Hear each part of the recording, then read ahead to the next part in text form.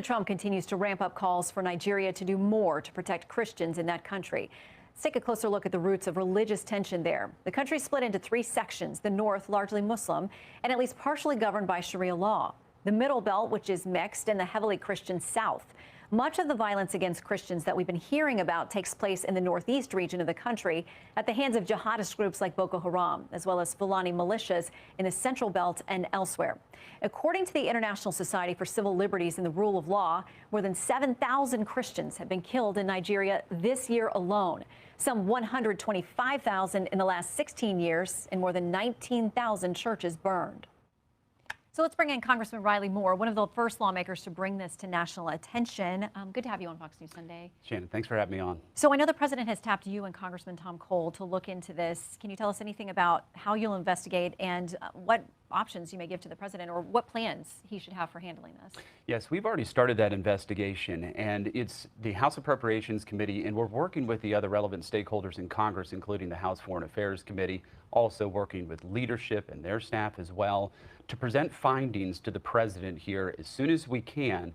And once we have some real ground truth from our perspective. Obviously, we've been working with the State Department, the NSC as well, and the White House staff, and we're in constant coordination and communication on this issue, but we're going to get to the bottom of this. And obviously the map that you just showed really highlights the tragedy that's going on there, how horrific this is, these killings of these Christians, our brothers and sisters in Christ. But we, and as President Trump has stated, we're going to stop this. Well, he's talked about potentially boots on the ground there, going in guns a-blazing. But I want to read something from Nigeria's president. He says the characterization of Nigeria as religiously intolerant doesn't reflect our national reality. Religious freedom and tolerance have been a core tenet of our collective identity and shall always remain so.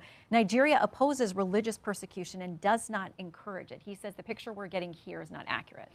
You know, unfortunately, that is completely false. I mean, there are states in Nigeria that have blasphemy laws, people who are facing the death penalty right now for blasphemy against Islam.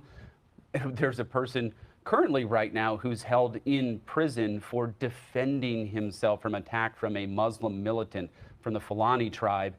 He defended himself, and he's facing the death penalty.